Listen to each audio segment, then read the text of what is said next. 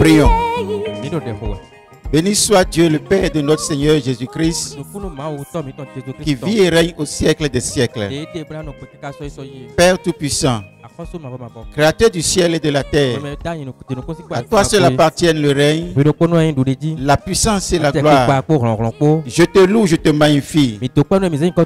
J'exalte ton nom, car tu nous as tant aimés et tu nous as donné ton Fils unique pour le rachat de nos âmes. Seigneur Jésus, tu es l'alpha et l'oméga, le premier et le dernier, le commencement et la fin. Descends, manifeste ta présence, reçois nos supplications et exauce-nous. Père miséricordieux, prends le contrôle de cette séance, impacte la vie de ceux qui nous écoutent et de ceux qui nous suivent en ce moment. Merci de nous répondre favorablement. Au nom puissant de Jésus-Christ, nous avons prié.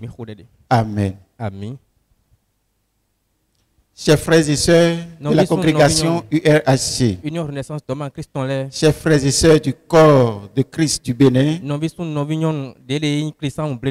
et d'ailleurs, mesdames et messieurs, vous qui me suivez en ce moment, de près ou de loin, recevez mes salutations les plus chaleureuses dans le Seigneur Jésus.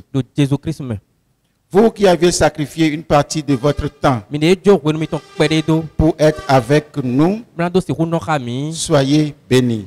Le Seigneur Jésus est le chemin, la vérité et la vie. Nul ne vient au Père que par lui. C'est pourquoi il nous dit dans Matthieu 11 à partir du verset 28, citation, venez à moi, vous tous qui êtes fatigués et chargés, et je vous donnerai du repos. Alors, frères et sœurs, vous qui avez choisi Jésus comme votre Seigneur, vous êtes heureux. Ceux qui m'écoutent, me suivent en ce moment, qui n'ont pas encore fait ce choix, je vous invite à le faire. Car aujourd'hui est le temps favorable. Demain, il sera trop tard.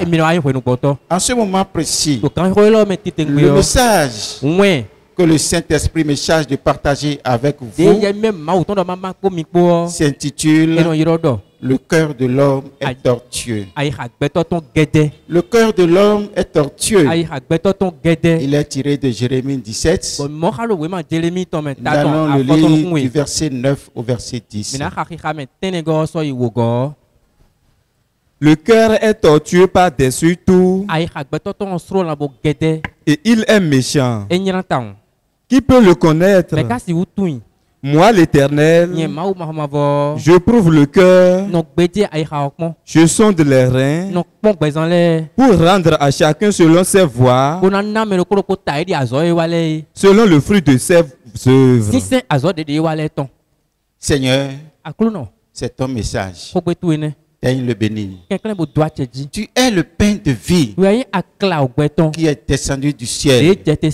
Celui qui en mange reçoit cette vie. Et celui qui n'en mange pas n'a pas la vie en lui. Permets-nous de recevoir cette parole. Mets ta vie en nous. Au nom puissant de Jésus-Christ, nous avons prié. Le cœur de l'homme est tortueux. Le cœur de l'homme.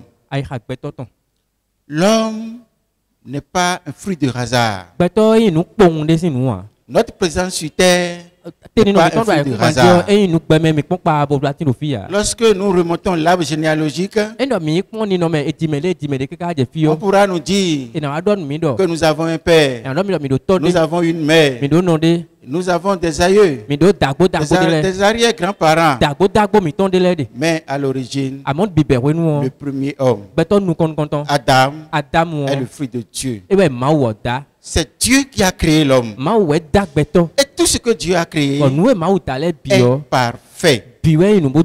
Donc en créant l'homme, Dieu a mis en lui un cœur pur, un cœur qui lui est agréable, ce qui permettait à Adam d'être en communion parfaite avec son Créateur. Mais les choses se sont compliquées lorsque, après la chute, Satan a réussi à détourner l'homme et à le rendre ennemi de Dieu. Les dommages causés par le tentateur ont atteint le cœur de l'homme. Satan a donc souillé le cœur de l'homme. Matthieu 15, verset 19. Nous dit comment Satan a souillé le cœur de l'homme. Le lecteur peut nous aider. Car c'est du cœur que viennent les mauvaises pensées, les meurtres, les adultères, les impudicités, les vols, les faux témoignages, les calomnies. Voilà. Ainsi, la méchanceté humaine a commencé par prendre de l'ampleur. Nous avons constaté que les hommes sont devenus rebelles. Caïn a tué Abel. Par simple jalousie, Jacob a fui devant Esaü. Parce que l'autre recherchait sa mort. Joseph a été vendu par ses frères. De nos jours, des frères s'entretuent. Peut-être à cause d'un petit héritage. En Afrique, les gens ont recours à des pratiques occultes. Ils s'envoûtent. Ils s'envoient de mauvais sorts. On note partout dans le monde des divisions. La paix s'est retirée à cause du cœur qui est souillé.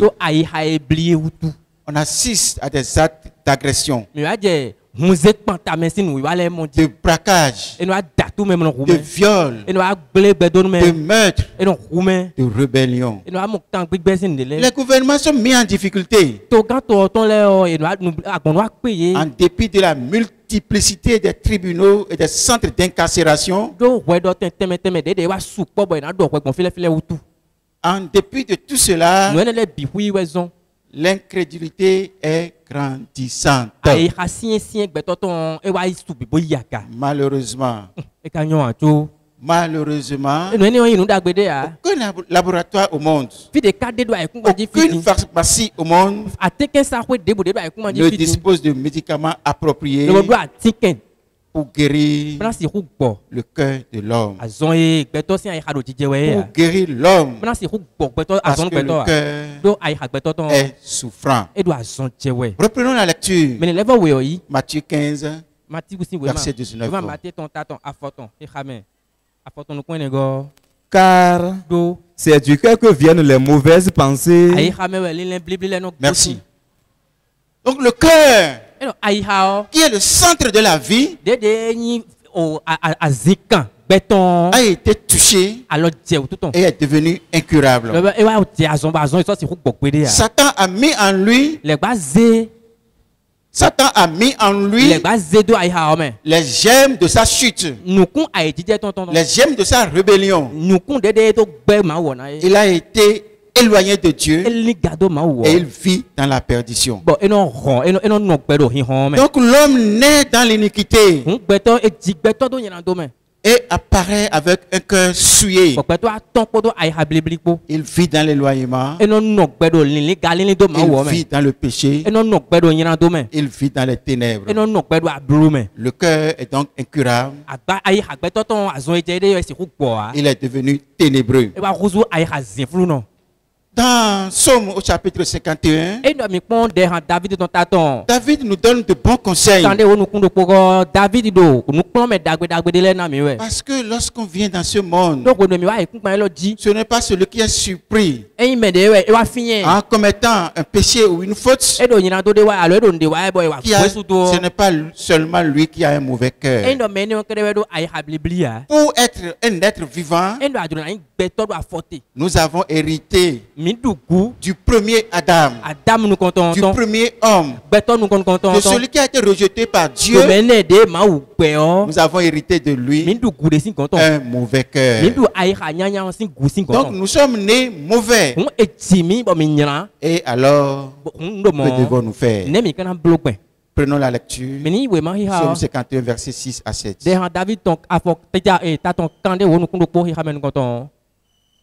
J'ai péché contre toi seul.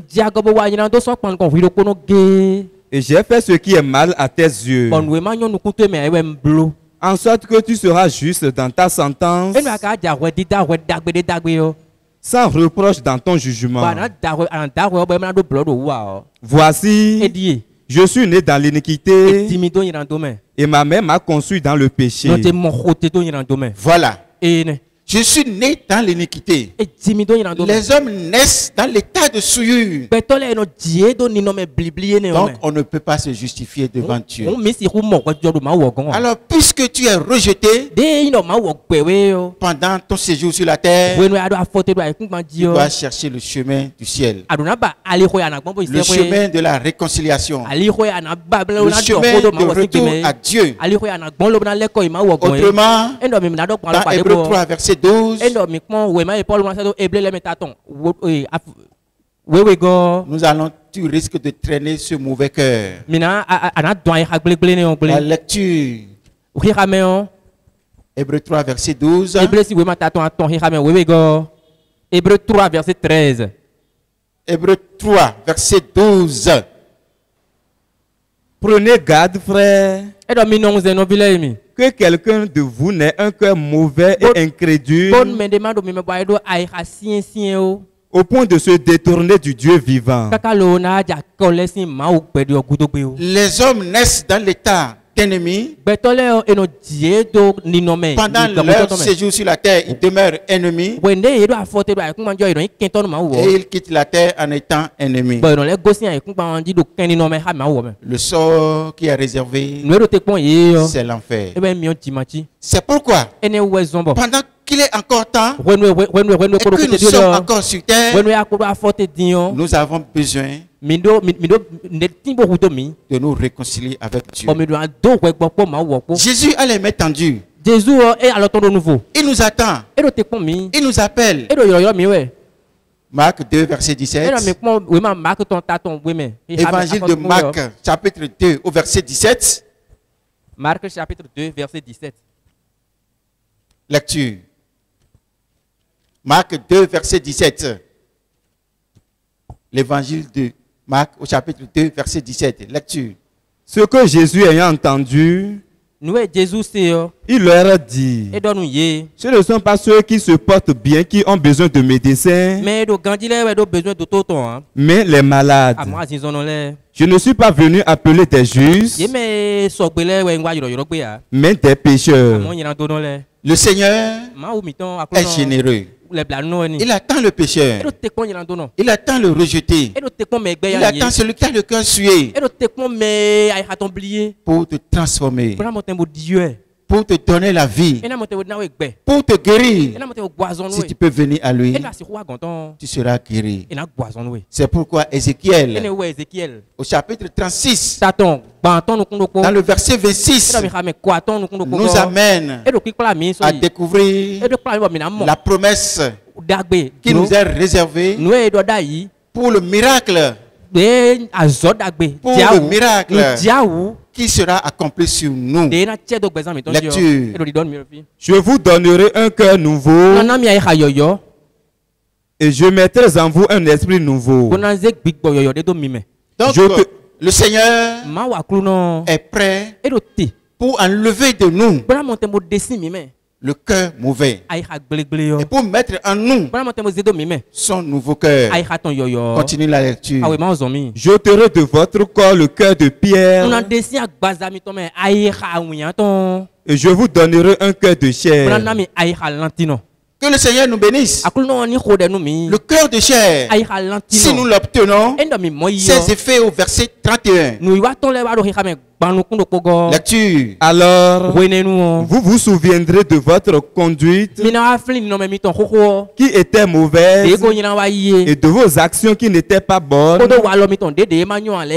Vous vous prendrez vous-même en dégoût à cause de vos iniquités et de vos abominations. Merci. Autrement, nous arrivons trop facilement à justifier nos errances et trouvons aisément des paroles pour expliquer nos comportements les plus fous.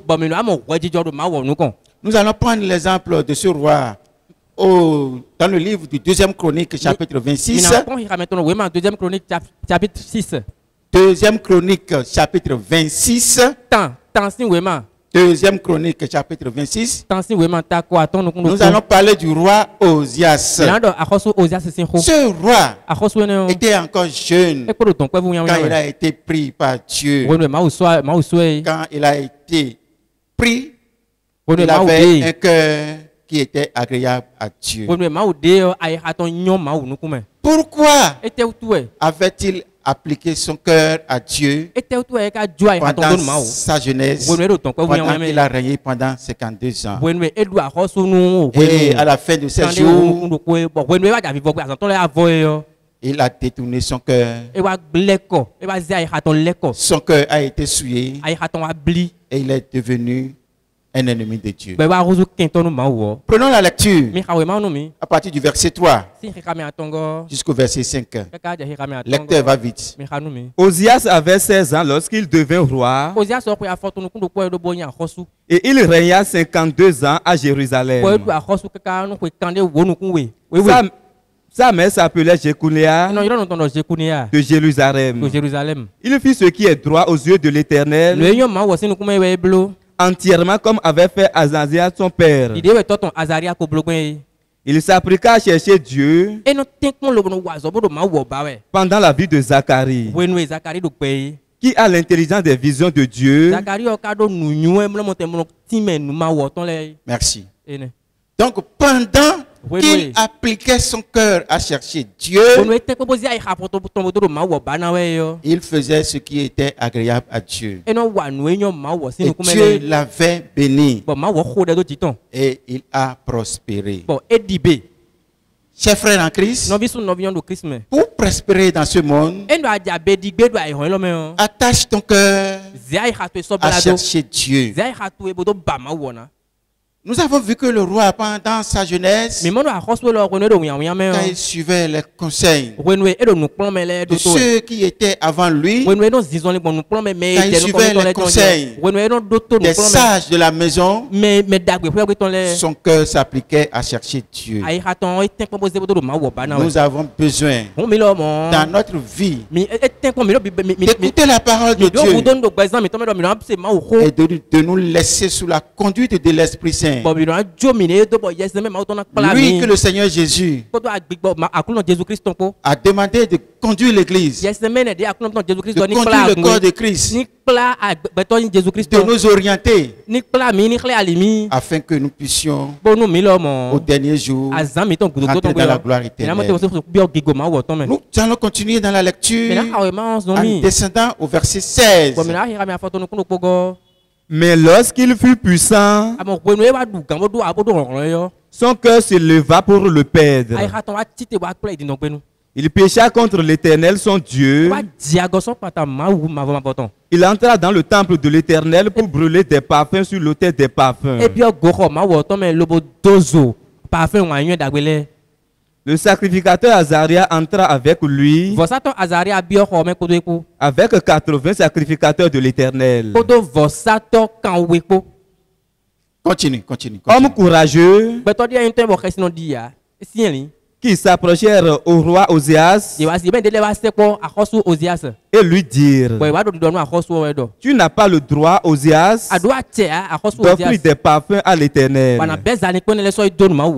Ce droit appartient aux sacrificateurs, fils d'Aaron, qui ont été consacrés pour les offrir. Sors du sanctuaire, car tu commets un péché, et cela ne tournera pas à ton bonheur devant l'Éternel Dieu. La colère s'enflamma d'Oséas, qui tenait un ascensoir à la main, et comme il s'irritait contre les sacrificateurs, la lèpre s'éclata sur son front en présence des sacrificateurs. Voilà, lorsque le cœur reste dans l'état ténébreux, lorsque le cœur demeure incurable,